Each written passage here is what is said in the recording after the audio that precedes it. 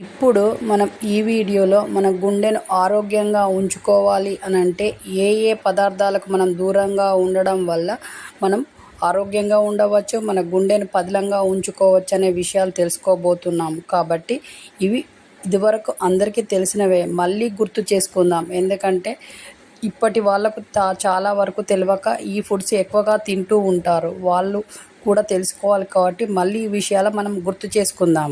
మా ఛానల్ కొత్తగా చూస్తున్న వాళ్ళైతే సబ్స్క్రైబ్ చేయండి, లైక్ చేయండి, షేర్ చేయండి. ఈ ఛానల్కి సపోర్ట్ చేయడం వల్ల మీరు హెల్తీగా, స్ట్రాంగ్గా, హ్యాపీగా ఉంటారు. కాబట్టి ఛానల్కి సపోర్ట్ చేయండి. మీ సపోర్ట్ని మేము కొండంత ధైర్యంగా ఫీల్ అవుతాము.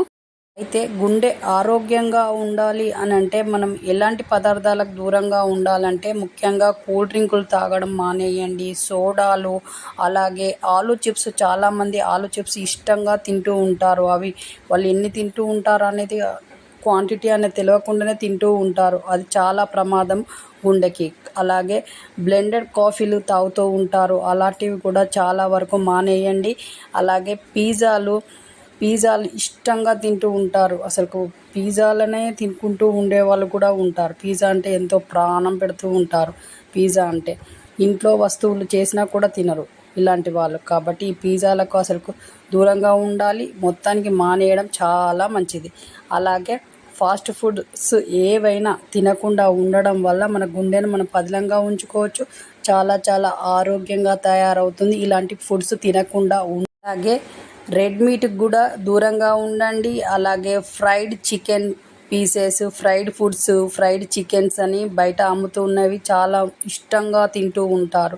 అలా తినడం వల్లనే చాలామందికి యంగ్ ఏజ్లోనే గుండె జబ్బులు వస్తూ ఉన్నాయి.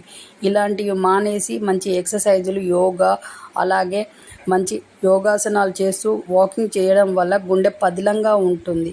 ఎవరన్నారండి చిన్న వయసులో గుండె జబ్బు వస్తుంది అని?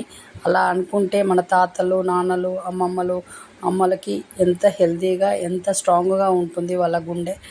అలాంటిది ఈ చిన్న వయసులో గుండె జబ్బులు వస్తున్నాయంటే కారణం ఏంటి? ఈనాటి ఈ ఫుడ్ వల్ల కదా. అలాగే మంచి కలుషితమైన ఆహారం తినకుండా ఉండి స్వచ్ఛమైన ఆహారం ఇంట్లో చేసుకొని తినడము, అలాగే ఆయిల్ తక్కువగా ఉన్న ఫుడ్ తినడము, ఉప్పు తక్కువగా ఉన్న ఫుడ్ తినడం వల్ల గుండెకు ఏ హాని కలగదు. గుండె పదిలంగా ఉంటుంది.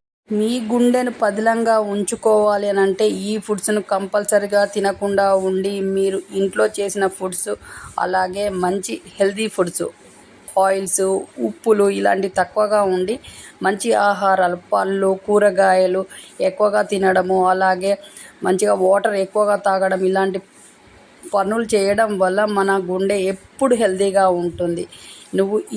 మనం ఈ విధంగా చేయడం వల్ల గుండె యంగుగా కూడా తయారవుతుంది, యంగుగా కూడా ఉంటుంది. కాబట్టి మన గుండెను కాపాడుకోవాలనంటే మనం ఈ వీడియోలో చెప్పిన విధంగా చేయండి. గుండె ఎప్పుడు పదిలంగా ఉంటుంది. గుండెకి ఏ హాని.